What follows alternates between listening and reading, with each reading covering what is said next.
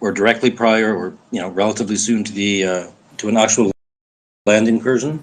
Yes, No. that's what they did in X settlement. I'm not using names. I'm just trying to tell you where the exact position is. But South Rafah, there was a landing by Israeli elite naval forces. I think it's called the Shahid or something. And they did the same method. First, they carpet bomb the area before they get in, and then they enter with tanks. So just a quick question on that. I just, from somebody with military experience, Colonel Spencer, Alex, is what we're seeing technically carpet bombing? No, not at all. John speaks. Okay. Please go ahead, John. Yeah, no, not at all. I mean, it can seem like it. I understand that, and I just, like I said, I didn't say, but I just talked to the IDF spokesman last night about all the requirements and for legal targeting, both dynamic and planned targeting. So it's a great listen about how. Can you please explain to me, as a Palestinian, what the difference between carpet bombing and the thing that the IDF told you? I'm very interested. Sure. Yeah, absolutely. So carpet bombing is a very common in history, and Russia does it. The difference is that the target, which is actually pretty precise, even if it's artillery, is a military target. Carpet bombing is basically dropping dumb bombs over entire sectors of a city with that hasn't happened yet. Are you suggesting that Israel is not carpet bombing Gaza? Yeah, no, that's what I'm asking. 100%. 100%. Okay, just everyone. I'm asking Colonel Spencer and Alex from a military point of view and Veripass. Colonel Spencer, please continue. Yeah. I mean, 100%. The carpet bombing are stringing of dumb bombs with no idea where the rounds will intersect. When you're trying to take out complete parts of the city, it's actually a war crime since World War II. It's not what the IDF does, although it looks like it, right? The pictures, the photos, and even the sizes of the explosions. But in order to prove it otherwise, you have to show that what has been hit or targeted is not a Hamas military target. And that's the complication of fighting in populated areas when Hamas doesn't have a separate location other than the populated areas. It's just so you're a fact. Suggesting that based on your information... Sorry, this is not acceptable to be spreading lies. We have families that have been wiped out in Gaza that have nothing to do. Let's just calm down for a minute. This is from a... No, I'm just asking. So your information is based on what the Israeli military told you. That's the only thing that you have. So it's both. The question was the difference between carpet bombing and not. So that's from an analytical but you said perspective. I spoke with the Israeli military, and based on my conversations, they seem like, but it's not, because the Israeli military doesn't only hit military targets. Okay, so that's what you said.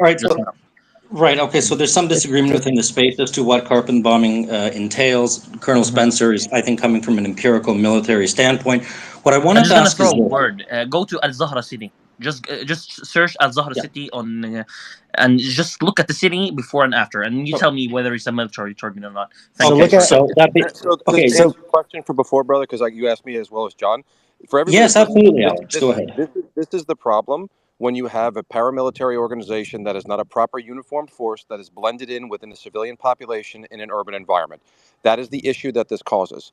Everybody on this call knows there is between 50 and 100 tunnel complexes underneath Gaza. They are blended in with the civilian population, and so when buildings are struck, that is where they are. Now, there are civilian casualties that we have seen throughout this because there's 7,500 reported. How many there actually are, I don't know, but that's what's coming back from inside of Gaza. That is the reality of the situation on the ground. Are you justifying genocide and the murder of 3,000 babies? Are you justifying punishment with... No. Stupid. Okay. Listen, so I want to focus this on the empirical facts on the ground. We can open the space up. We can open the space up. I'm just going to ask Alex a question, or any military expert, because that's important to know. Because everyone's saying this is not a ground invasion yet.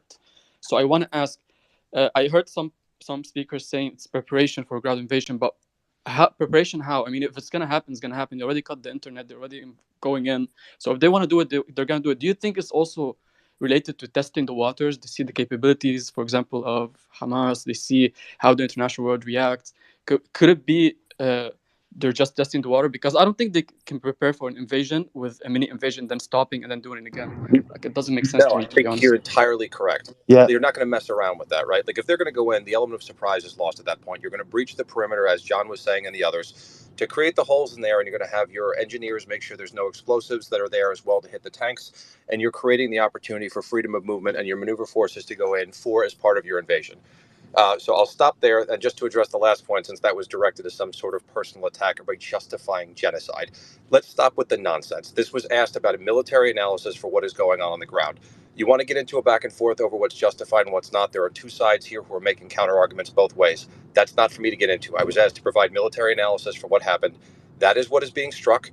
Whether that's appropriate or proportionate is a debate that people Military have in this analysis room. by the genocide Okay, I'm force not that's finished. committing If these. you'd like to continue. Okay, so listen, I understand it's a heated topic, but let's just try to stay on focus here. So the next question would be this: Hezbollah up in the north. So will this be a green light for them to go get involved? Are people still under the assumption that Hezbollah will engage in a direct confrontation with the IDF?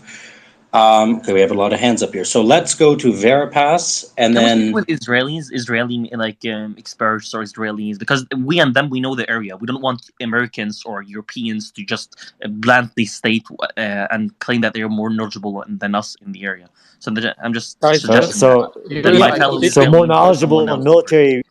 Okay, guys, I really hate to use the mute button, but let me tell you something. I understand, Eunice, your point of view. I understand everything. We have all the time we need to discuss and everything we're talking about, but now we just want to focus on what's happening on the ground, and later we can discuss everything.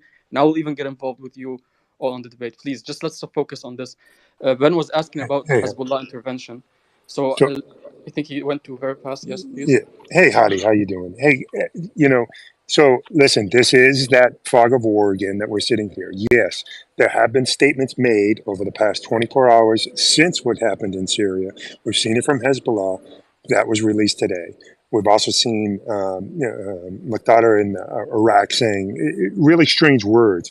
So the question from the posturing standpoint is, we're going, well, is this are these calls to say this is the next step? If you do this, we're going to do that. So everybody is sort of sitting here waiting and assessing it. No one really knows if they're going to go, and that's a point. And if you know, that means you're on the inside. So the assumption is, from a military standpoint, we have to watch our northern flank. We have to watch other things and see if other support comes in, and then we'll make the decision from there. But are they going to? Is it a tit for tat again? Again, you don't know. So, that's kind of where we stand on some of that. I hope that answered it, Ben. And I think Colonel Spencer had his hand up.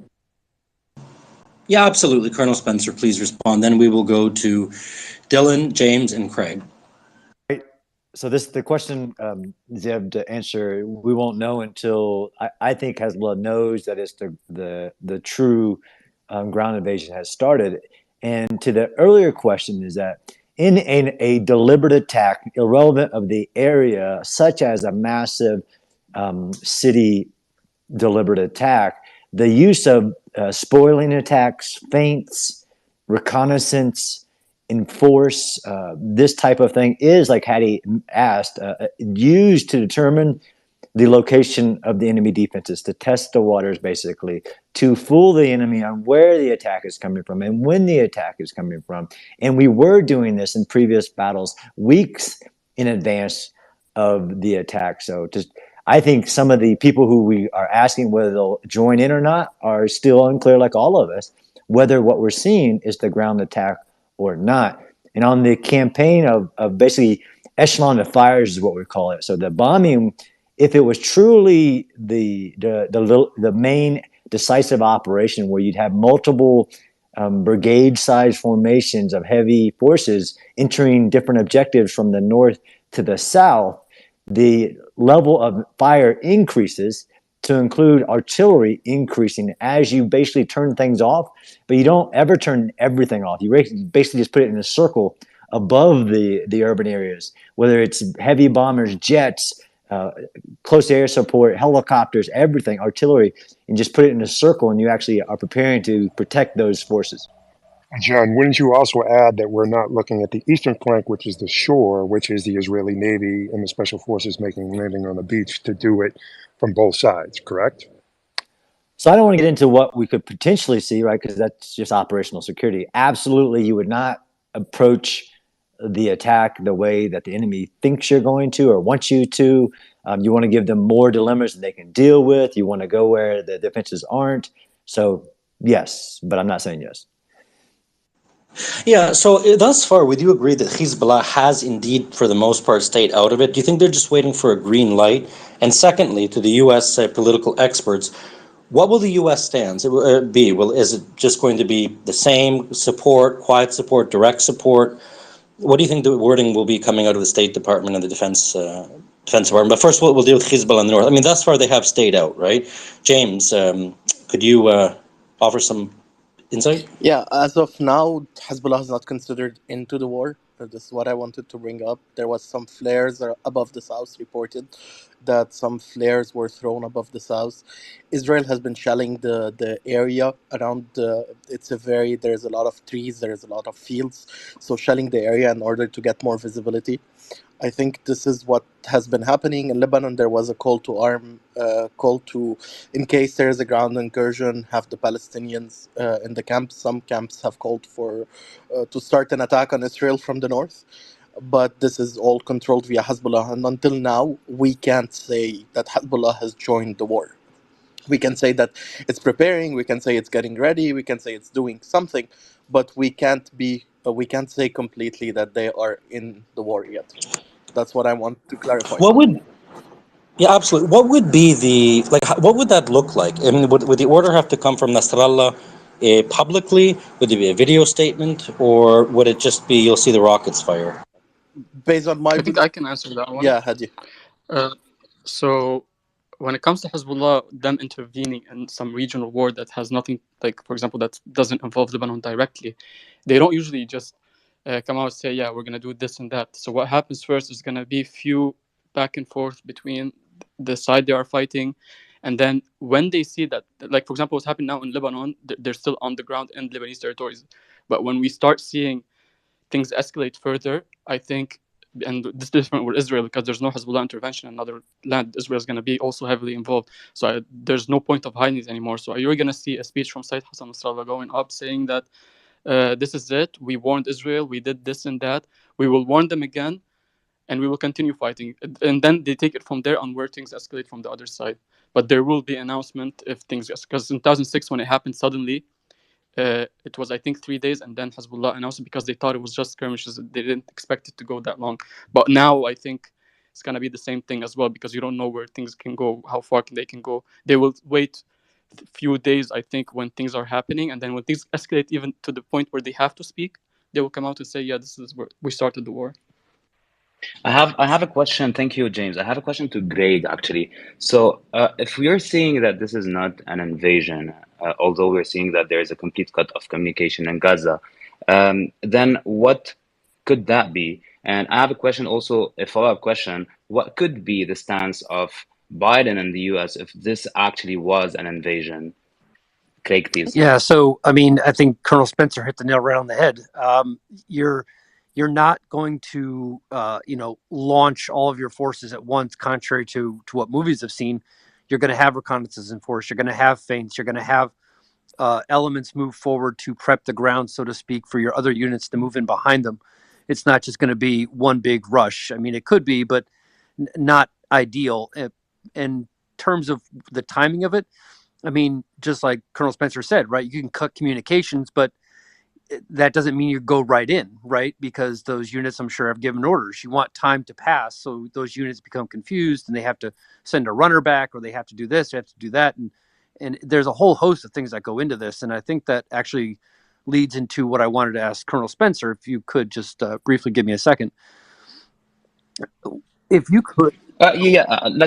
Before we brief on that, so I have another question actually. Could that be just a pressure being used by Israel to negotiate better and putting the ceiling limit even higher for Hamas to just give up on the hostages without any ask or request and contrary? Well, I think. Can I jump in on this? Yeah, sure. In a moment, Sarah, Sarah. we'll jump back. Yeah, we'll jump back to you. I would again, I'd say a couple of days ago, I was really racking my brain in regards to the logistical issues that the IDF is going to be facing in the coming days. To be quite honest with you, if they don't go, you can't mobilize 300,000 people and have them sitting there for a long time. That's food, that's water, that's gas, that's this, that's that. There's a whole host of things that go into it. But to answer your question directly, the pressure is on Israel to do something from several factors. One is economic, two is logistical, three is political, and four is actually operational. So there are pressures on the Israelis just as much as they are in terms of the Palestinians, or excuse me, Hamas, that has to defend those areas and deal with all the issues that they will face. So could it be a ratchet up? Could it be, hey, we're cutting the communications because this is your final warning, or is it we cutting the communications because we want units to become confused and they can't communicate with each other? And they had gotten orders yesterday, but now they have to send a runner back to go get more communications because the Israelis are coming from a direction that they may not have expected, or it could be a combination of both. There's so many facets that go into something like this, but I can't imagine, again, considering the logistical and economic and political and operational facets of all this, I can't imagine that the IDF does not at some point launch some form of quote unquote divisional sized operation that would involve ground combat. I just don't see how that can be avoided at this point. Makes sense. Absolutely. Well, I think it's also important to mention that Israel has not been bluffing and has not changed their stance. There's absolutely, this is not a negotiating tactic or something.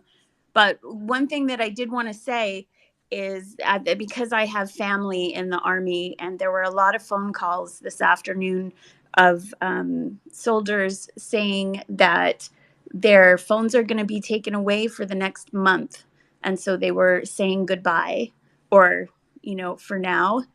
And that's for lots of reasons, security reasons. We may or may not hear from people over the month. I don't personally think that this is the major full-scale entrance, but Israelis have been going in gradually larger missions since I don't know, for at least 2 weeks.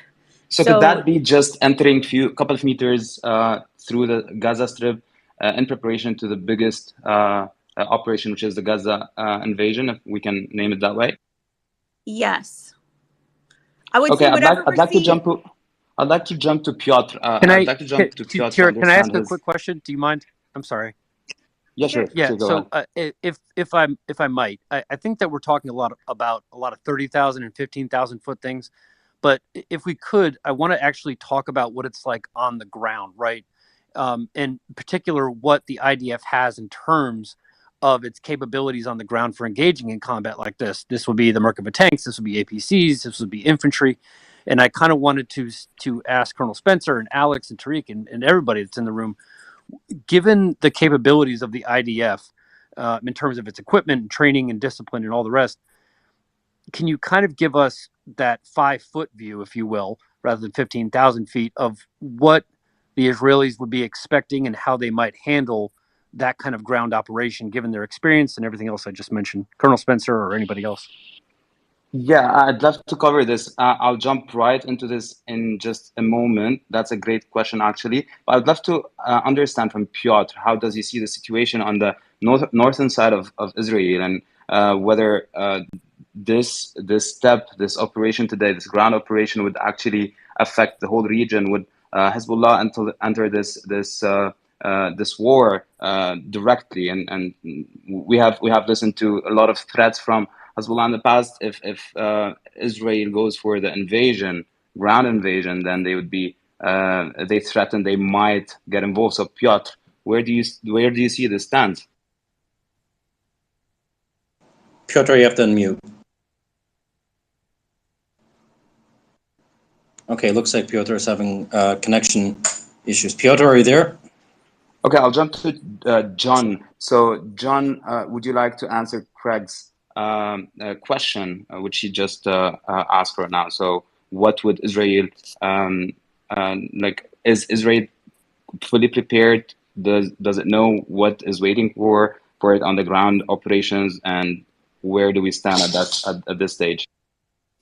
Yeah, I mean, it's a great question. It would require a lot of answers, but I wrote a piece on what Israel knows about the Hamas defenses and Hamas guerrilla tactics and tunnels and use of drones and use of snipers and use of anti-tank guided munitions. And there are some unknowns what Hamas has possibly been given from outside, from military capabilities. I mean, Craig's question was about the 5 foot kind of view of what we call combined arms maneuver, even in this space, which will be a very slow effort of battalion-sized formations that involve engineers, armor, infantry, and then So just a little bit of breaking. I'm sorry, Colonel. Yeah. So CNN is reporting that there's a lot of small arms fire being heard within Gaza. Is that significant? I mean, it could be some type of, again, I don't want to speculate. Is it significant? No. Could it be a raid of a smaller force for intelligence gathering or something like that? But not significant, right? What's going to be significant for me as an analyst is multiple massive formations moving on multiple targets in the Gaza Strip. So not just Gaza City, but multiple points. Now, will we, the public, know when those events occur? Yeah, it'll be unavoidable from all the news organizations, from seeing it even from Tel Aviv. You'll be able to see a massive change in the basically the combat situation once a ground invasion is launched. You may see stages of it at this point. You may not, like we were talking about before. It'll be right now. Everybody's speculating this could be the start. It could be the start. Once it actually is started, everybody, to include the enemy, unfortunately, would know. Yeah, I think that's a really good point. Alex, I think you wanted to weigh in and ask the question from Craig, perhaps? Or answer the question, sorry. Yeah, no problem. So, I mean, again, as John said, there's speculation, right? But in terms of, what we would expect to see, again, this is all subject to them still trying to achieve the goal that Netanyahu laid out of trying to demilitarize. If everything is true, that the tunnel complexes are all there and that the weapons are stored underground, and from everything that we've seen, Hamas is also not dumb. They're also aware of the fact that they have a military disadvantage when it comes to conventional warfare versus Israel, and they're going to seek to mitigate that through tactics that we would see in urban warfare.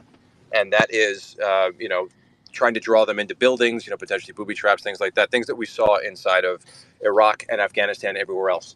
And they've learned from it. They're not a stupid organization. They're funded by Iran. They get sponsorship from them, who have been sponsoring the other groups where they've seen these things happen in other countries. So I would expect that we'd see that type of urban warfare, what we would call a cordon and search, right? So we would see the urban areas there be surrounded, so to speak, for lack of a better term, and then a cordon created, and then going inside. I think if I could just add one thing.